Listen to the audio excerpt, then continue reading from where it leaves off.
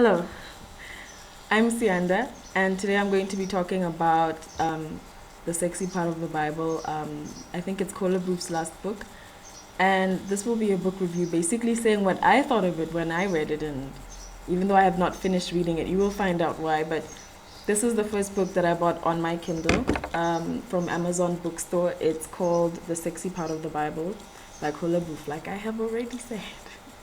Anyway, I'm going to start off by basically just giving you a brief synopsis of the book, but not really. I'm just going to give you kind of a little bit of a description of it, and it's kind of a book set in modern day West Africa, Europe, and the US.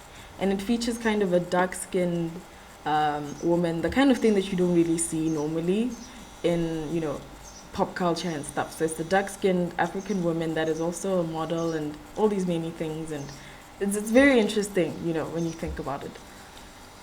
However, I did not make it past chapter 4, I think. I don't even remember. I didn't make it past chapter 4 for a few very simple reasons. Now, before I begin, I have to say that I do follow Kola Boof and I love her. She is interesting, she is insane. She is very aggressive and assertive, and she really stands for what she stands for, and she does not want to be moved. And in this day and age, obviously as a feminist, I have to applaud that. Sometimes I don't agree with the methods, but that's just the difference between people to people. It's not necessarily, I don't think anything that I would say is bad about her. So um, if you follow her, you know kind of already what she stands for, what she kind of fights for, what she cusses her followers for. You know what she believes in.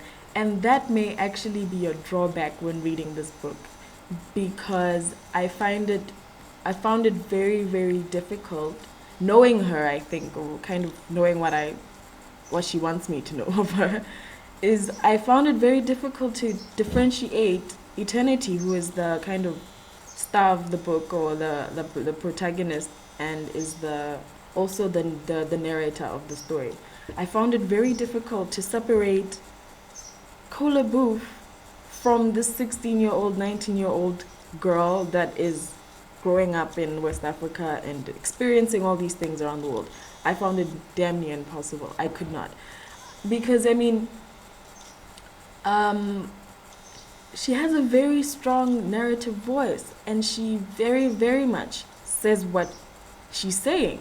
And that's a bit of a drawback if you're writing a book or reading a book that is supposed to kind of convey a message that is not something that people would like to kind of talk about, or read about, or anything like that. So it's a topic of kind of skin coloring and cloning and all these things that are not common, to talk about. So with her, I found that she really says what she's saying, which I feel detracts from you kind of believing the character. Because, okay, yes, I can identify with being a 19-year-old with a voice that is maybe older than my own, or, maybe I say some things and think a certain way that can be perceived to be un-19. And in this book, that's kind of the same scenario, but it's very unbelievable almost, because it's hard for you to imagine that this 19-year-old or this 16-year-old or this 14, can't really remember the age of the protagonist. I think that's quite clear.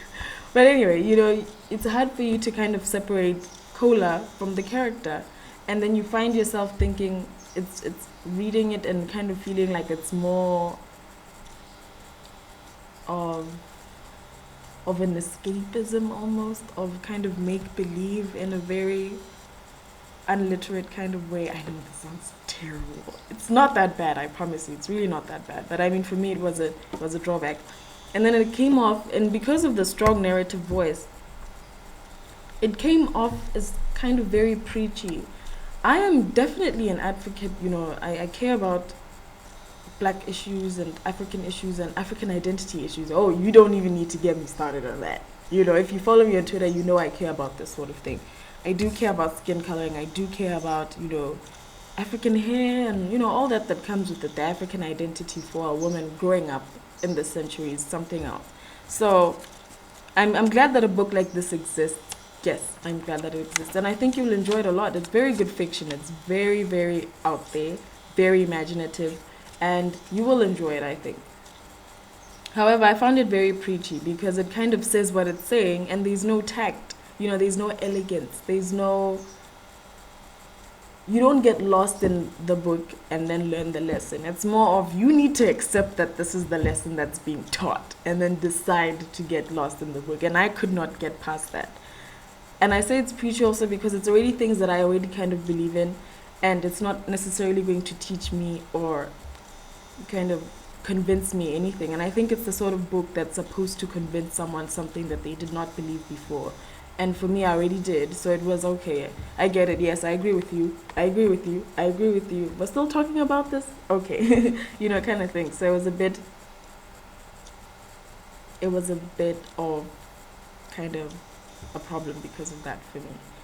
But I think you will enjoy it. It's a very good book, though. I'm not even going to try and play a hate right now. It's a really good book, very out there, very imaginative, and I recommend you buy it, if not just to support kind of Akashic Books, I think, which is what publishes it. And let's do that.